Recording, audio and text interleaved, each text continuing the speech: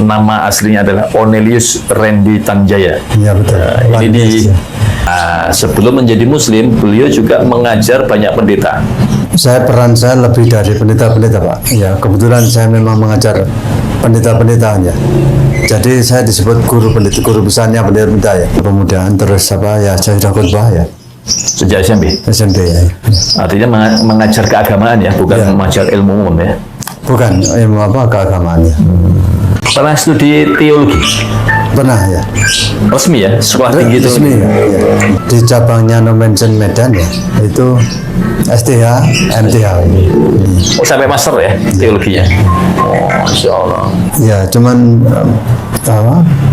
semakin tinggi ilmu yang saya capai, saya semakin blank, Pak. Mudah-mudahan cerita yang tadi bermanfaat, memperkuat akidah saudara-saudara umat Islam yang lain, dan bagi teman-teman non-muslim misalkan ini menjadi semacam cermin gitu ya bagi mereka-mereka yang membuka pikiran. Anda barusan menyaksikan video yang langsung menarik perhatian saya karena judulnya itu guru besar katanya ya, guru besar para pendeta bersyahadat. Ternyata ya, kita akan lihat faktanya apa yang menjadi perkataan sang guru besar ini. Kita akan investigasi sampai data-data jejak digitalnya. Saya harus disclaimer terlebih dahulu. Kenapa saya perlu disclaimer? Karena dari perkataan Hidayatullah TV sendiri, ketika dia memasang sebuah banner thumbnail yang besar, guru besarnya para pendeta bersyahadat, ya, saya bingung dengan Kristen. Makin tinggi ilmunya, guru besar para pendeta ini bingung dengan ajaran Kristen.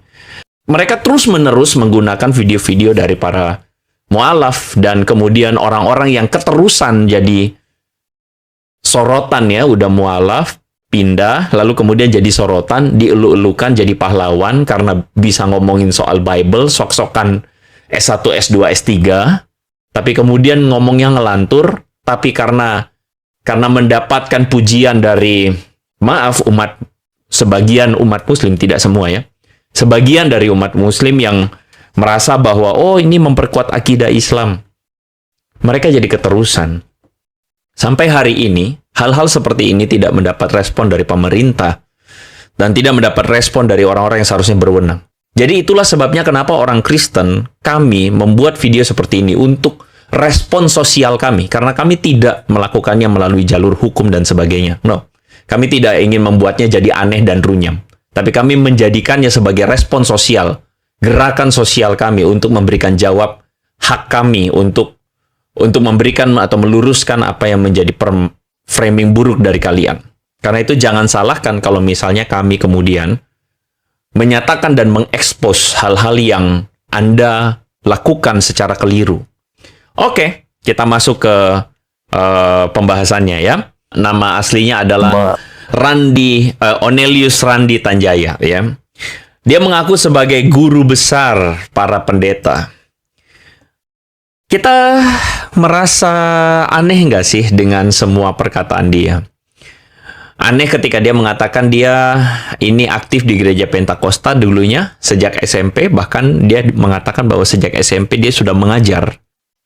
Ya, mengajar sekolah minggu, mengajar pemuda, ya lalu kemudian berkhotbah ya.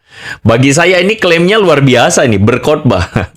Bahkan bukan cuman dia berkhotbah, dia kemudian menyebutkan bahwa dia pindah ke gereja Tauhid, ya, gereja Yesus yang adalah kalau kita selidiki, Yesus itu dalam gereja ini disebut sebagai utusan. Dan ternyata gereja yang dia sebut adalah gereja Jemaat Allah Global, ya. Itu adalah gereja yang dia sebut sebagai gereja yang dia masuki. Jadi gereja seperti ini adalah gereja unitarian, ya, gereja yang kemudian ya kita nggak heran pada akhirnya mirip sekali dengan sekte Jehovah Witness atau saksi Yehova, ya. Nah, teman-teman, gereja-gereja seperti ini adalah gereja-gereja yang tidak ada pada jalur atau tidak ada pada kepercayaan Trinitarian. Yang jelas-jelas sebenarnya kalau dari perspektif kita sebagai orang-orang Kristen, ini tidak ada di dalam payung gereja Injili atau tidak ada dalam payung kekristenan, ya. Dari sebuah website, ya, website ini adalah judulnya Kristenisasi WordPress, ya. Jadi ini adalah website bukan tulisan orang Kristen. Penulisnya adalah Ahmad Hizbullah, ya. Jadi teman-teman bisa lihat judulnya Kristenisasi Pemurtadan Kristologi. Dari jutaan gereja, Jemaat Allah Global Indonesia adalah yang paling tidak jelas bentuknya. Komunitas gereja ini menamakan diri sebagai Kristen Unitarian Indonesia, dan dalam doktrinnya mereka mengutip ayat Bible dan Quran. Nah, jadi bukan saya yang ngomong, bahkan dari Muslim pun mengatakan bahwa ini adalah akidah berbelit-belit atau ajaran yang aneh, tidak jelas bentuknya, ya. Jadi ya, kami sebagai orang Kristen dalam hal ini nggak usah komen, ya. Karena udah jelas ini tidak ada di dalam payung kekristenan yang sehingga bagi saya ya udah ini aja sudah cukup gitu ya. Ya, dari sini kita sudah tahu bahwa sudah beda, sudah aneh sendiri dan sudah ngawur sendiri. Kita lanjutkan teman-teman pengakuan sang guru besar ini. Mari kita saksikan. Pernah studi teologi? Pernah ya. Resmi ya? Sekolah tinggi itu? Resmi ya. Di cabangnya Nomensen Medan ya, itu STH, MTH. Oh, sampai master ya teologinya? Onelius Randi Tanjaya atau Pak Onelius ini mengaku S1, S2 teologi. Resmi katanya, jalur resmi.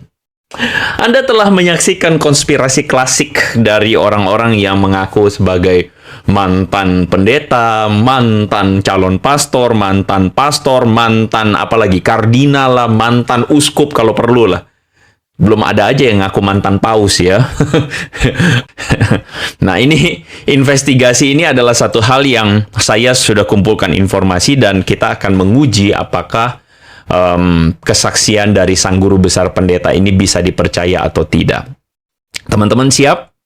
Mari kita simak teman-teman. Pernah studi teologi? Pernah ya. Resmi ya? Sekolah tinggi itu? Resmi ya.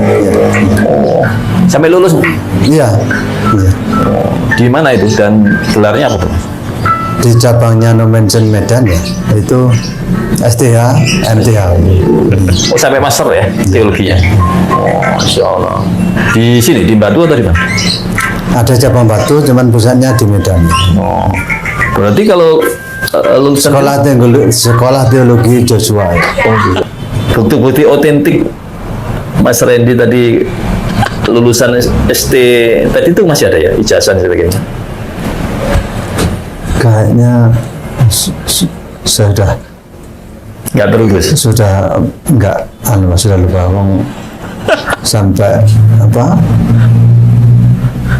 surat baptis saya sudah tak buang, kan tidak ada gunanya itu. Waktu ditanya mana surat ijazahnya, bingung dia ngomong. Kayaknya saya sudah lupa. Lawang surat baptis saya juga sudah saya buang katanya. Oke lah kita kita berpraduga yang baik saja ya. Kita berpraduga yang baik saja. Tapi ketika dia mengatakan bahwa dia magister teologi jalur resmi dan dia bilang dia S1, S2 Nomensen. Di mana-mana kita tahu ya, Nomensen itu di Sumatera Utara, Universitas Nomensen. Tapi kemudian memang benar ada STT Nomensen yang berpisah atau memisahkan diri dari Universitas Nomensen, ya, STT HKBP, ya. Tolong koreksi saya teman-teman yang dari HKBP kalau saya keliru datanya ya. Tapi setahu saya bahwa STT HKBP Nomensen itu tidak pernah membuka cabang di Kota Batu Malang. Tidak pernah lari jauh-jauh sampai ke Jawa Timur di Malang sana. Begitu ya. Kalau dia buka cabang, ya dia buka cabang ya mungkin Jakarta ke. Tapi setahu saya tidak pernah ada ceritanya STT HKBP Nomensen buka cabang. Apalagi buka cabang di Kota Batu Malang begitu. Dan bukan cuma itu, lalu dia bilang apa? Cabang Kota Batu Malang itu namanya Sekolah Teologi Joshua. Anda cari aja di Google deh. Sekolah Tinggi Teologi Joshua itu di mana? Dari sini saja dia sudah kelihatan bahwa ada kengarangan yang hakiki di sana, begitu ya. Ngarangnya luar biasa, ngarangnya parah begitu. Dan teman-teman kalau misalnya kita mengecek ya, sekarang kita cek, anggaplah betul dia ada Sekolah Teologi Joshua cabang STT Nomensen yang di Batu Malang, pasti dia terdaftar bukan di PD Dikti. Nah, masalahnya waktu kita cari di PD Dikti, nama Onelius Randi Tanjaya, kita akan menemukan 2 data, yakni 2 data dengan nama yang sama. Nama lembaganya Sekolah Tinggi Sosial Politik Waskita Dharma, jurusan Ilmu Administrasi Negara. Bukan sekolah teologi, begitu loh ya. Lalu kemudian di sini kita bisa lihat NIM-nya ini dia masuk 2 kali, tahun 2009 dan tahun 2012. Jadi tidak ada ceritanya dia masuk sekolah teologi. Nah, waktu kita buka di PD Dikti, ada nama Onelius Randi Tanjaya, Sekolah Tinggi Sospol, Ilmu Administrasi Negara, masuk tahun 2012 dan dia lulus S1.